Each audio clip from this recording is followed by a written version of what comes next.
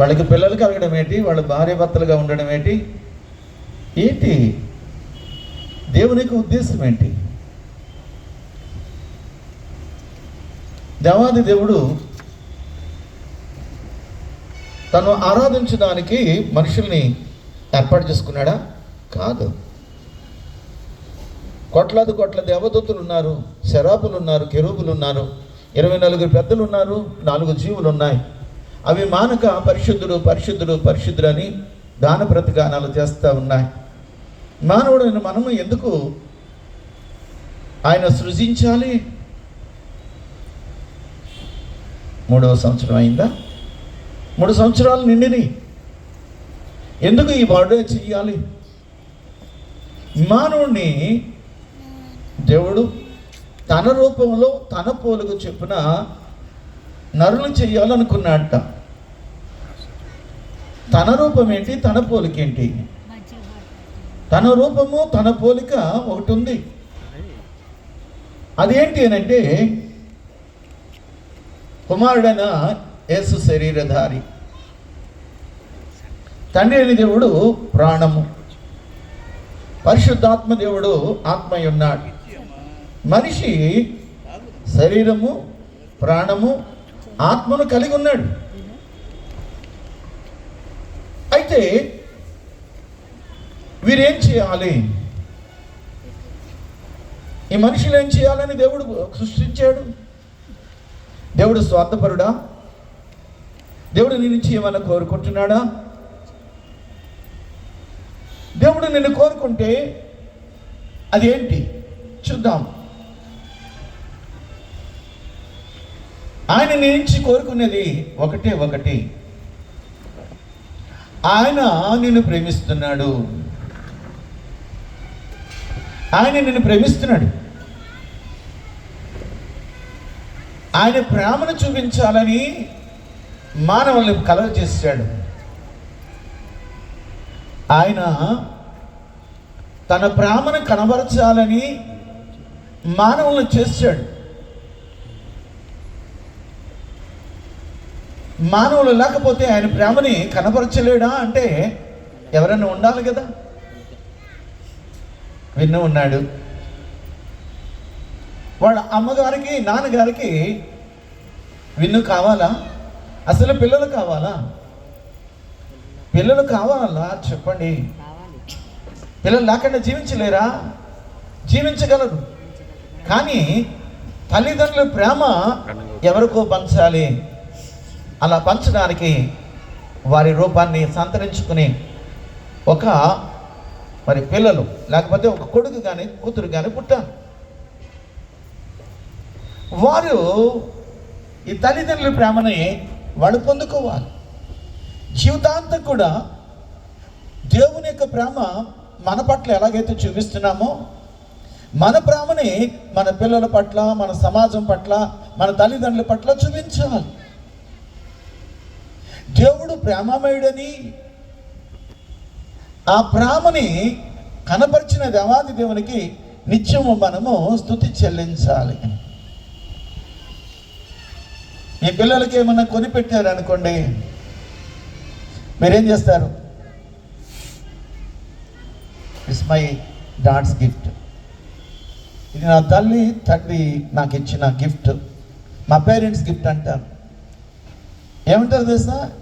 I love you mummy, I love you daddy.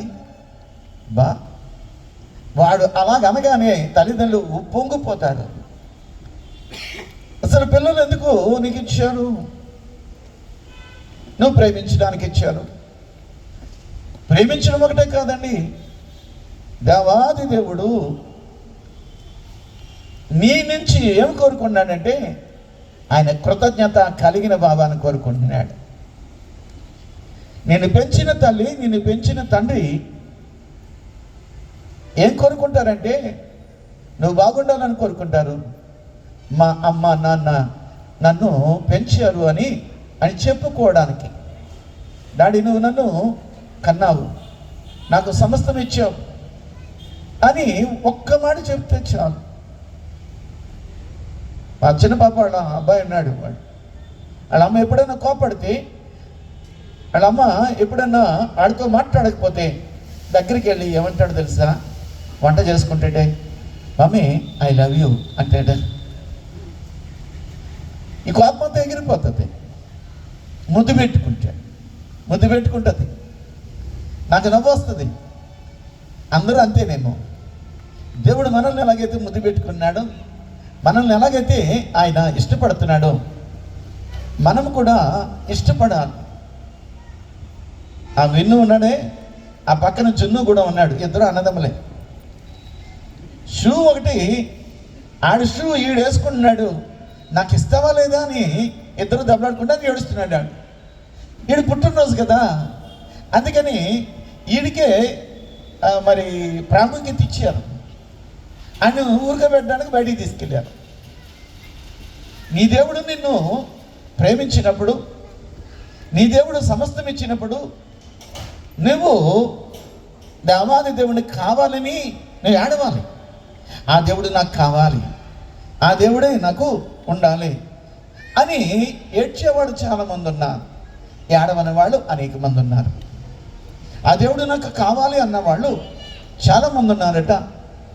అందుకనే అపోస్తలుడైన పౌలు 2 Timothy రాసిన పత్రికలో 1వ అధ్యాయం 5వ వచనంలో ఏమంటాడంటే, నీ అవ్వ కాదు, కిందనున్నది నీ అవ్వ అయిన లోయి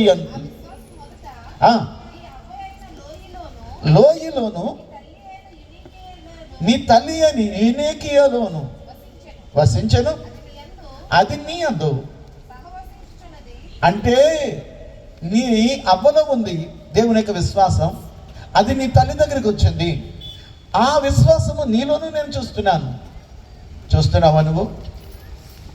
నా తల్లిదండ్రులు హైందవ కుటుంబంలో పుట్టినవాడు, దేవుని నేను నమ్మేరు. వాళ్ళు ఎదురుగుంటా ఆర్ఎస్ఎం చర్చిలో ఫాదర్ వచ్చారు, నేను ఇంకా పుట్టలేదునండి.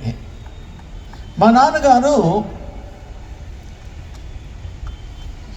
ఆయన పిలిచి, మా నాన్నగారిని, అయ్యా నీకు 3 రూపాయలు నేను నీకు శాలరీ ఇస్తాను, 3 రూపాయలు నాతో ఉండాలి అని అన్నాను. ఆ పని కదా 3 రూపాయలని ఆయన ఉన్నాడు. 3 ఎకరాలు భూమి కొన్నారు, అక్కడ చర్చి కట్టాలని. దాని నిండా మొక్కలు వేయాలి, చెట్లు వేయాలి, నాటాలి, అలాగే కూరగాయలు పండించాలి. మా నాన్నగారు వ్యవసాయదారుడు, ఆయన ఉన్నాడు. అలాగా ఏం చేశారంటే, ఆయన వేటకెళ్తే ఈయన వెనకతలు వెళ్ళేవాడు. 100 రూపాయలు మార్చడానికి ఆయన కరణం దగ్గరికి వెళితే, ఇలా చూడండి, 100 రూపాయలు మార్చడానికి కరణం దగ్గరికి వెళ్తే పోలీసు వాళ్ళకి ఫోన్ చేసి, 100 రూపాయలు వీడి దగ్గర ఉన్నాయి, 100 రూపాయలు వీడి దగ్గర ఉన్నాయి, పరిగెట్టుకురండి అంటే పిఠాపు నుంచి పోలీసు వాళ్ళు వచ్చేవాడు. నీకు 100 రూపాయలు ఎక్కడి నుంచి వచ్చే చెప్పు, ఎక్కడ దొంగతనం చేసావు చెప్పు. నేను దొంగతనం చేయడం ఏంటండి, ఫాదర్ ఇచ్చారండి అని. ఆ ఫాదర్ మళ్ళా కబురు పెట్టేవారు. ఆ ఫాదర్ పరిగెట్టుకొచ్చి, నేనే ఇచ్చాను, మీరు ఇస్తే పర్వాలేదు. ఏంటి అని అంటే, అప్పుడు నాణ్యాలు ఉండేవి, వెండి నాణ్యాలు అండి. అది 100 రూపాయలకి నాణ్యాలు తీసుకురావాలి, బస్తా నాణ్యాలు అవి మోసుకొచ్చేవాడు. విషయం ఏంటంటే, ఆయన దగ్గర పని చేయడం వలన దేవుని యొక్క విశ్వాసంలో ఎదిగాడు. మా నాన్నగారు అలాగా దేవుని దగ్గర రావడం మొదలుపెట్టాడు. మా అమ్మగారు విశ్వాసంలోకి వచ్చారు. ఆవిడ పుస్తకం చదవకపోయినా, అంటే వాళ్ళు రాకపోయినా బాగా పాడేది. వాళ్ళ దగ్గర నుంచి నాకు వచ్చింది, నా దగ్గర నుంచి నా 2 బిడ్డలకు వచ్చింది, నా 2 బిడ్డల దగ్గర నుంచి నా మనవరాళ్ళకి వచ్చింది, 4వ తరం. ఇక్కడ ఏమంటున్నాడంటే, తిమోతి కోసం మాట్లాడుతూ అంటాడు, ఇదిగో నీ అవ్వ అయిన లోయి, నీ తల్లి అయిన యునేకే అక్కడి నుంచి నీ దగ్గరికి వచ్చింది. ఇప్పుడు నీ దగ్గర ఆగిపోకూడదు. నీలో నుంచి ఎవరికి వెళ్ళాలంటే నీ పిల్లలకి వెళ్ళాలి, నీ పిల్లల నుంచి ఎవరికి వెళ్ళాలంటే మళ్ళీ పిల్లలకి వెళ్ళాలి. ఇది ఆగిపోయే ప్రక్రియ కాదు. నీవు దేవుని ఆరాధించడానికి నీ పిల్లల్ని ఇచ్చాడు, వాడు దేవుళ్ళు పెంచాలి. వారు నీకు ఇచ్చిన పిల్లలు ఎటువంటి వారేనంటే, చూద్దామా, 127 కీర్తన భాగం 3వ వచనము. కీర్తన భాగము 127:3.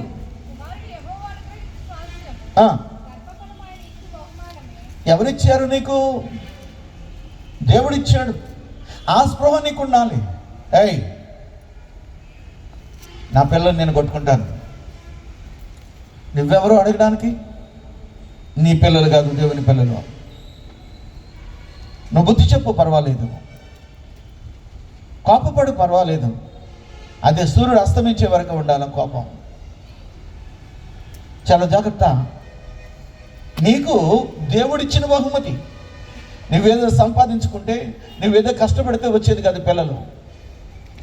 దేవుడిచ్చాడు ఆ పిల్లల్ని. నువ్వు ఎలా పెంచాలంటే దేవుని కొరకు పెంచాలి. దేవుడు ఇచ్చాడనే స్పృహ నీకు కలిగి ఉండాలి. ఎవరి కోసం పెంచాలి? ఎందుకు నీకు ఇచ్చాడు? దేవుడు నిన్ను ప్రేమించాడు కాబట్టి నీకు పిల్లల్ని ఇచ్చాడు. ఆ పిల్లలు దేవుని కోసం పెంచాలని, దేవునిలో పెంచాలని. చూద్దాం. ఎఫెసీయులకు రాసిన పత్రిక 6వ అధ్యాయం 4వ వచనం. ఎఫెసీయులకు రాసిన పత్రిక 6వ అధ్యాయం 4వ వచనం. అమ్మా, తండ్రులారా, మీ పిల్లలకు కోపము రేపక ప్రభు యొక్క శిక్షలోను బోధలోను. మనం ఎలా పెంచుతున్నాం? ఎలా పెంచుతున్నాం మనము? ప్రభు యొక్క బోధలో పెంచాలి, ప్రభు యొక్క శిక్షలో పెంచాలి. ఈరోజు అలా లేదు. అందుకే నేను చాలామంది చెడిపోతున్నారు, ప్రేమించలేకపోతున్నారు, తల్లిదండ్రులని తల్లిదండ్రులుగా చూడలేకపోతున్నారు, తల్లిదండ్రులకి అవమానం తెస్తున్నారు, తల్లిదండ్రులని నానా మాటలు అంటున్నారు కూడా. నానా మాటలు అంటున్నారు. ఆ తల్లికి ఎవరు లేదు, విడిచిపెట్టేశారు. పక్కనున్న ఆడపిల్లలు ఏం చేశారంటే ఓల్డ్ హోమ్లో వాళ్ళని, ఓల్డ్ ఏజ్ హోమ్లో వాళ్ళని జాయిన్ చేశారు. తీరం వచ్చి చూస్తే ఆ హోమ్ యొక్క మేనేజర్ ఎవరంటే కొడుకే. తల్లి చూసి నిర్ఘాంతపోయింది. బాగలేదండి పరిస్థితి. దేవుని శిక్షలో పెంచు, దేవుని బోధలో పెంచు. తల్లిదండ్రుల్ని వాళ్ళు సన్మానించాలి. తల్లిదండ్రుల కోసం చెడ్డగా చెప్తున్నారు ఈరోజు. మా నాన్న తాగుతాడని, మా అమ్మను సరిగ్గా చూడదని, ఇంట్లో ఎప్పుడు గొడవేనని, ఇవే వాళ్ళు మాట్లాడుతున్నారు. ఎందుకు మాట్లాడాలి? ఎందుకు గౌరవం ఇవ్వకూడదు? ఎందుకు ఇవ్వకూడదంటే నువ్వు దేవుని మాట వినలేదు కాబట్టి వాళ్ళు నీ మాట వింటలేదు. ఆదామకి ఒకే ఒక ఆజ్ఞ ఇచ్చాడు. ఆదామకి అవ్వకి ఒకే ఆజ్ఞ ఇచ్చాడు. అదేంటంటే ఈ తోటలో ఉన్న ఫలవృక్షాల్లో అన్ని ఫలాలు తినండి, తోట మధ్యలో ఉన్న మంచి చెడులు తెలివితేటలిచ్చే ఆ చెట్టు ఫలం తినొద్దన్నాడు. అది చేయకపోతే ఎలా? అది చేయలేదంట. దానివల్ల ఏమైందంటే మొట్టమొదటి పుట్టిన కయీను యొక్క పరిస్థితి ఏమంటే తన తమ్ముడైన హేబేలును చంపాడు. కయీను అలా ఉండడం ఎందుకు జరిగిందంటే నువ్వు దేవుని మాట ఆలకించలేదు. దానివలన నీ కుమారుడు ఏమయ్యాడంటే తమ్ముడిని చంపి అంత దుర్మార్గుడు అయిపోయాడు, శాపానికి గురైపోయాడు. జాగ్రత్త. తల్లిదండ్రులు పిల్లలకి బోధకులై ఉండాలి. చెప్పాలి, ఇది మంచి ఇది చెడు అని చెప్పాలి. బెత్తం వాడాలి సుమా, గద్దించాలి సుమా. ఈరోజు దేవుడిచ్చిన పిల్లలని నీకు తెలియటంలా. దేవుని పిల్లలని నీకు తెలియటం లేదు. దేవుడు ఇచ్చాడని నీకు తెలియటం లేదు. దేవుని కోసం పెంచవలసిన మనము ఏం చేస్తున్నామంటే మనము పిల్లల కొరకే పాటు పడుతున్నాం. ఏది మీ పాప? పడుకుందండి, పడుకుంది, రాత్రంతా చదివేసింది. ఏం చదివేసిందో, ఎంత చదివినా దేవుని యొక్క మందిరానికి రావాలి. దేవుడు నీకిచ్చిన బహుమతి, దేవుడు నీకిచ్చిన గిఫ్ట్. అది దేవుని దగ్గర కనిపించాలి. దేవుని భయములోను, దేవుని బోధలోను, దేవుని శిక్షలను వాడిని పెంచాలి. అంటే దేవుని యొక్క విలువను మర్చిపోతున్నావు. నీ పిల్లలు ఏదో చదివేయాలని చదవాలి, మంచిది. నీ పిల్లలు ఒక ఉన్నతమైన స్థానంలో ఉండాలి, అది మంచిదే. కానీ దేవుని యొక్క ఆలోచన ఏంటంటే ఆయన ఆరాధించే పిల్లలుగా నీ పిల్లలు ఉన్నారా ఈరోజు? చెప్పండి. నీ మాట ఆలకించే పిల్లలుగా ఉన్నారా? లేదు. నీ మాటగా లోబడటం లేదు, తల్లిదండ్రుల మాటకు లోబడలేదు. నోవాహు కుమారులు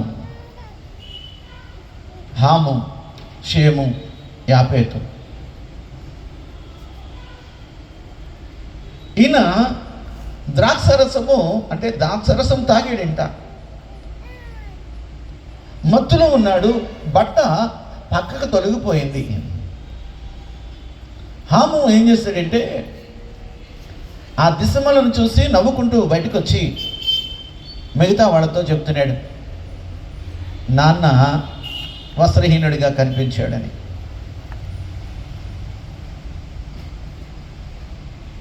మిగతా ఇద్దరు కూడా బట్ట పట్టుకుని వెనక్కి మెల్లమెల్లగా వెళ్ళి తండ్రి దిశమలను చూడకండని ఆ బట్ట కప్పు వచ్చారు.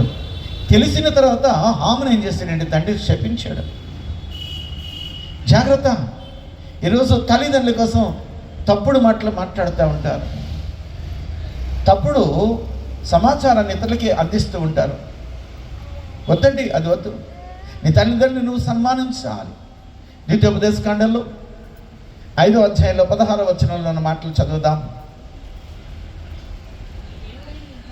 నీ దేవుడైన యెహోవా నీకు అనుగ్రహించు దేశమును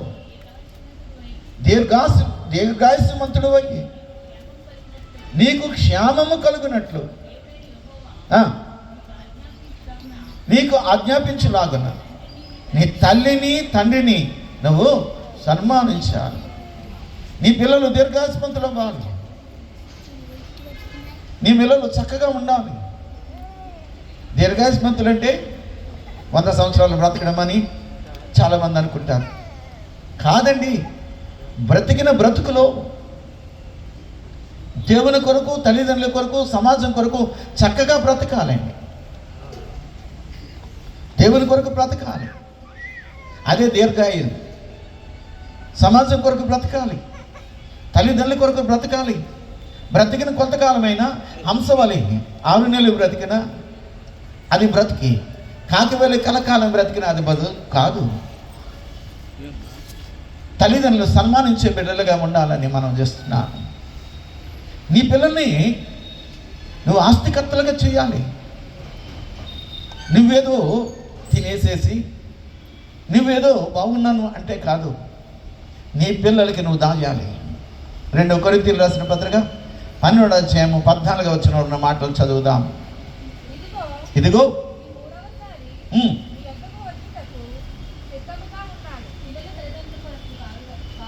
ఏం చదివామా నువ్వు? పిల్లలు తల్లిదండ్రుల కొరకు కాదు, తల్లిదండ్రులే పిల్లల కొరకు ఆస్తి కూర్చాలి. నువ్వు కూర్చాలి. నువ్వు అప్పులు చేసి ఆ భారాన్ని నీ పిల్లల మీద వేయడానికి కాదు. నువ్వు కష్టపడు, నీ పిల్లల్ని పెద్దవాళ్ళని చేయి. నీ పిల్లలకి ఆస్తి కూర్చో, నీ పిల్లలకి ఒక ఇల్లు, నీ పిల్లలకి ఆస్తి సమకూర్చినట్లయితే నీవు దేవుని మాట ఆలకించినట్టు లెక్క. కష్టపడాలండి తల్లిదండ్రులు. పిల్లల బాగు కోసం, దేవుడిచ్చిన ఆజ్ఞను నెరవేర్చడం కోసం అన్ని రీతిలుగా దేవుని స్తుతిస్తూ, దేవునిలో వాళ్ళని పెంచుతూ, వాళ్ళని ఆస్తికర్తలుగా చెయ్యాలి. అలాగ నువ్వు చేస్తున్నావా? లేదు, పిల్లలే నీవు పిల్లల మీద భారంగా ఉన్నావా? నువ్వు పిల్లలకు భారంగా ఉన్నావా? చాలామంది ఏం చేస్తారు? తాగుతారు, చాలామంది డబ్బును ఖర్చు పెడతారు. ఆఖరికి పిల్లలు పెద్దవాళ్ళు అయిన తర్వాత చేతిలో చిల్లిగా ఉండదు, వాళ్ళని చదివించడానికి ఏమేమి ఉండదు. పిల్లలు నీ కొరకు కాదు, పిల్లల కొరకు నువ్వు ఆస్తిని సమకూర్చు, వాడికి ఆస్తిని దయచేయి. అప్పుడు నువ్వు దేవుని ఆజ్ఞకు లోబడినట్టు లెక్క. నిన్ను పిల్లలు ఎంతగానో మెచ్చుకుంటారు. ఈరోజు నాకు తెలుసు, నా తల్లిదండ్రులు నాకు ఆస్తి ఇచ్చి పెట్టారు. నా తల్లిదండ్రులు చనిపోతే నేనేం ఒక నయా పైసా ఖర్చు పెట్టలేదు, వాళ్ళ డబ్బే నేను ఖర్చు పెట్టాను. వాళ్ళు ఉంచారు డబ్బు, వాళ్ళు నాకు పొలం ఇచ్చారు, నాకు ఆస్తి ఇచ్చారు, నాకు ఇల్లు ఇచ్చారు, నాకు స్థలం ఇచ్చారు. నేను గర్వంగా చెప్పుకుంటాను. నాకు చదువు ఇచ్చారు, దేవునిలో నడిపించారు. నువ్వు నా పిల్లలు ఉన్నారే, నా పిల్లలు అమెరికాలో ఉండాలి, నా పిల్లలు ఎక్కడో ఉండాలి అని నువ్వు అనుకుంటే మంచిది. కానీ దేవునిలో ఉన్నావా లేదా అన్నది చూడు. అది లేకపోతే వాళ్ళు ఎంత ఉన్నతమైన స్థానంలో ఎక్కడున్నా వాళ్ళు నరకానికి వెళ్తారు, వాళ్ళు నరకానికి వెళ్తారు. జాగ్రత్తగా గమనించాలని మనం చేస్తూ ఉన్నాం. ద్వితీయోపదేశకాండము 6వ అధ్యాయము 6వ వచనంలో వాళ్ళు బోధ చేయాలి వాళ్ళకి. ద్వితీయోపదేశకాండం, నీ హృదయములో ఉండవలెను, నీవు నీ కుమారులకు వాటిని అభ్యాసం చేయాలి. చాలు ఉండండి, అభ్యసింప చేయాలి. అలు రాస్తే కాదు, అలు దుద్దించాలి. ఏబిసిలు రాస్తే కాదు, ఏబిసిలు వాళ్ళకి అభ్యాసం చేయాలి, అభ్యసింప చేయాలి. ప్రాక్టీస్, వాళ్ళు ప్రాక్టీస్ చేయాలి, వాళ్ళు నేర్పించుకోవాలి. నేను ఏదైతే నీకు ఆజ్ఞాపించానో దాన్ని నువ్వేం చేయాలంటే నీ పిల్లలకి అభ్యసింప చెయ్యాలి. 5 సంవత్సరాలు నిండకుండానే, అంటే నేను తప్పు మాట్లాడుతున్నానో లేదో నాకు తెలియదు, కానీ నేను ఆలకించిన మాట 5 సంవత్సరాలు నిండకముందే బాల్యములోని ఇశ్రాయేలీయులట టోరా అనే 5 కాండాలను వాళ్ళు కంఠస్థ పెడతారు. తల్లి కంఠస్థ పెట్టిస్తుంది. అలాగ నీ పిల్లలకి నువ్వు చెప్పాలి, నువ్వు బోధించాలి. నీకు దేవాది దేవుడు ఏ కార్యమైతే చేశాడో ఆ కార్యం నువ్వు చెప్పాలి. కీర్తన భాగం 78వ కీర్తన 4వ వచనంలో ఉన్న మాటలు చదువుదాం.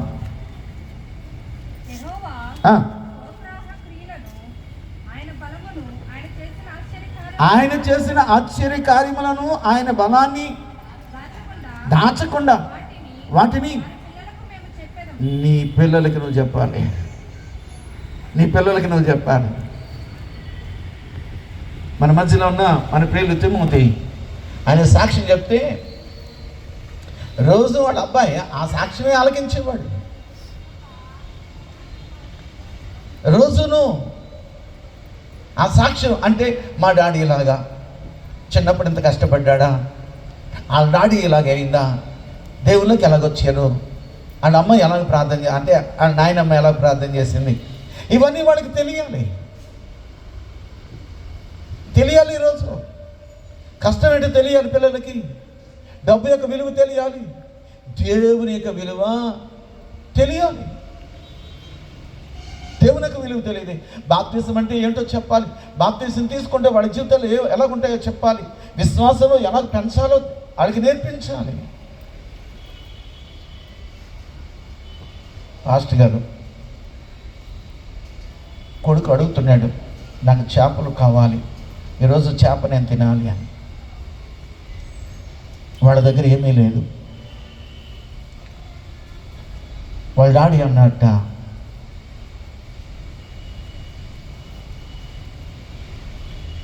ఏసై ఇస్తాడు అడుగు. అడుగుతున్నాడట, ప్రార్థన చేస్తున్నాడు, ఏసయ్యా నేను చేపల కూర తినాలి, నాకు చేపలు ఇవ్వు, నేను తింటాను, నువ్వు ఇస్తావని మా డాడీ చెప్పారు.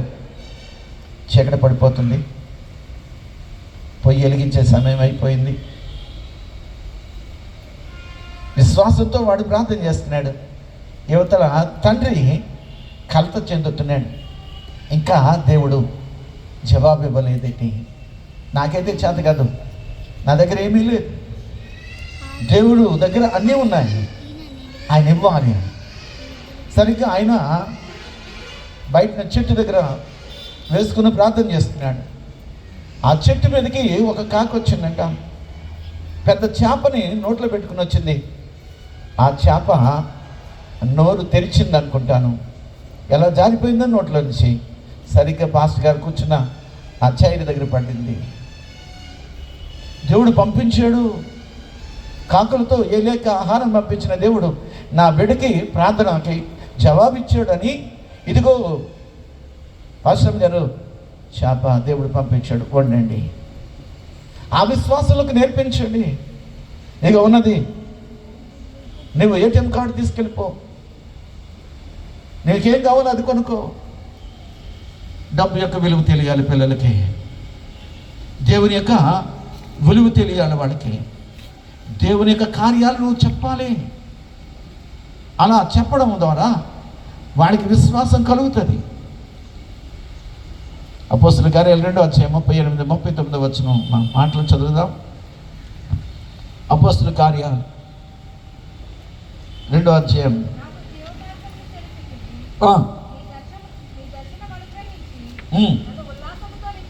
2:38. పేతురు, మీరు మారు మనసు పొంది పాప క్షమాపణ నిమిత్తం ప్రతివాడు యేసుక్రీస్తు నామమున బాప్తిసం పొందాలి. అది నీ బిడ్డలకు చెప్పాలి.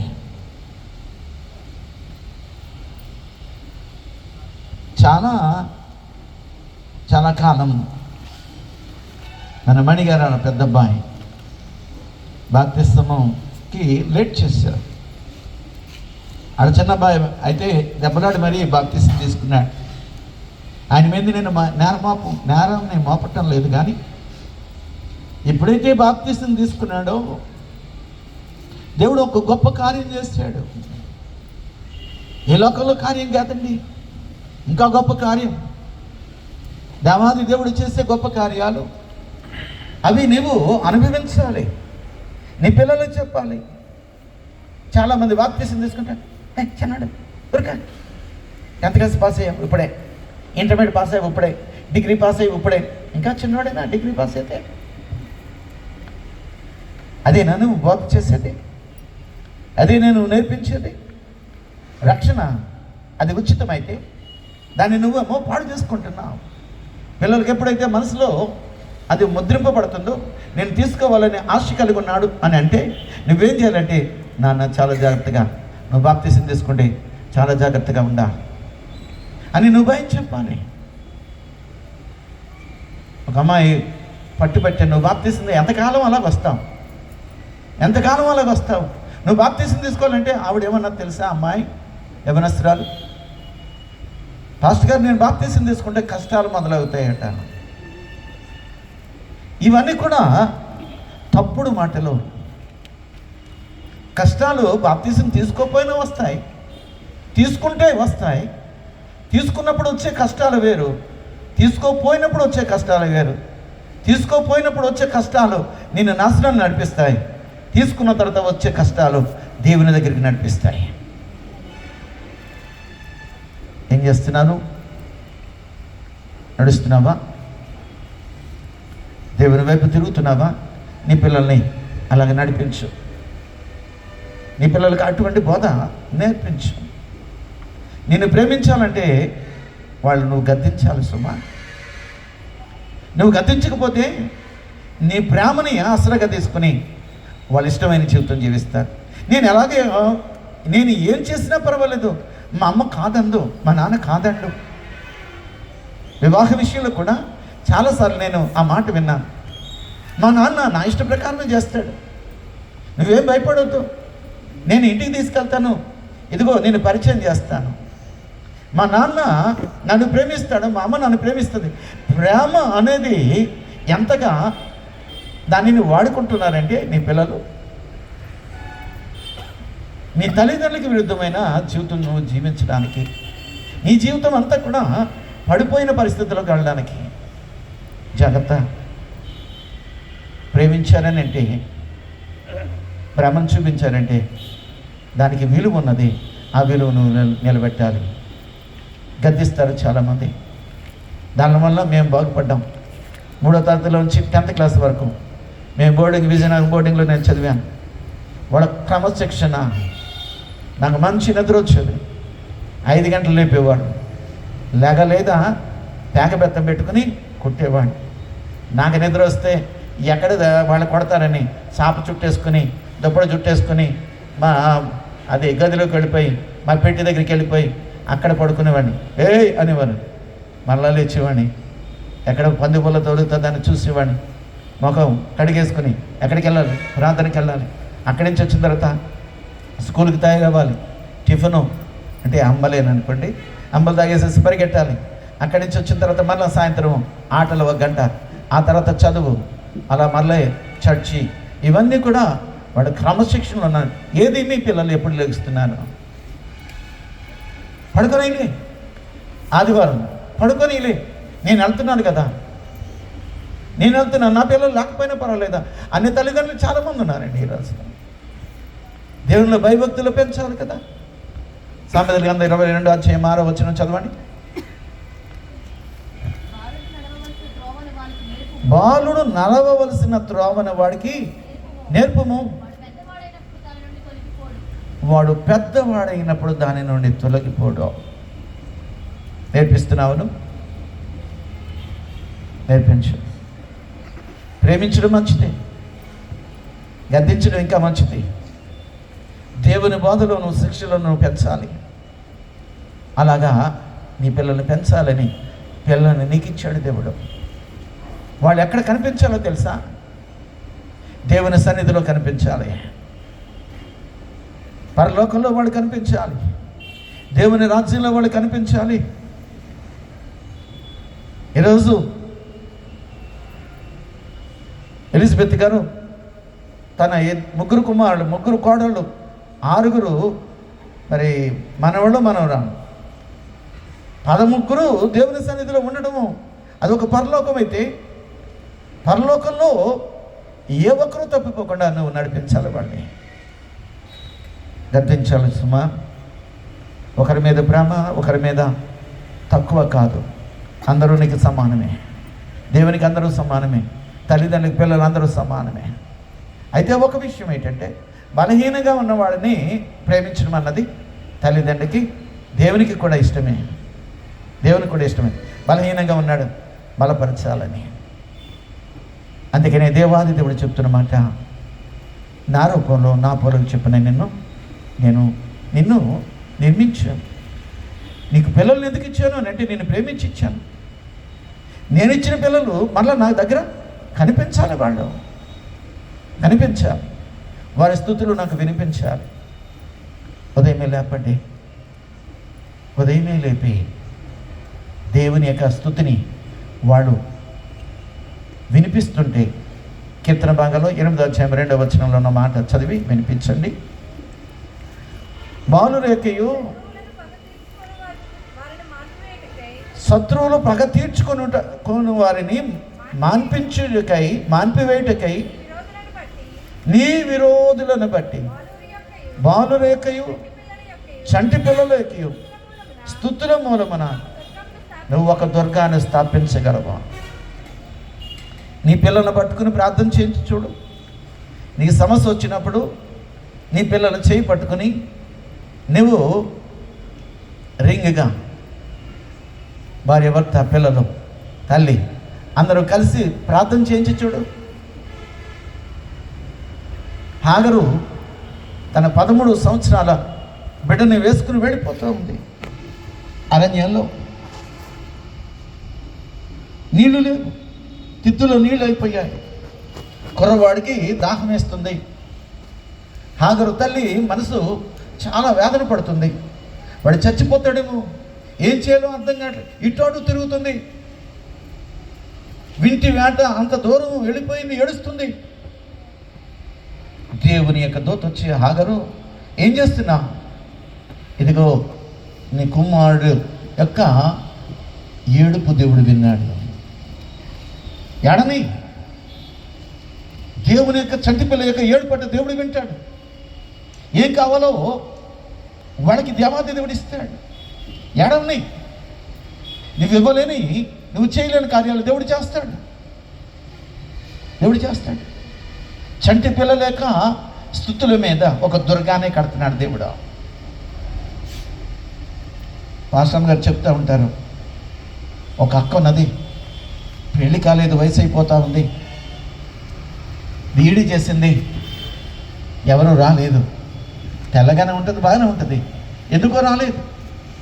చిన్నపిల్లలకి చాక్లెట్ ఇస్తానని చెప్పి అందరినీ కూడా వేసుకుని వెళ్ళిపోయి ఆదివారం సాయంత్రం కానీ ఎప్పుడు నీకు చాక్లెట్లు ఇస్తాను రా అని చెప్పి చిన్నపిల్లల్ని అందరినీ తీసుకెళ్ళి ప్రార్థన చేయించుకునేదట.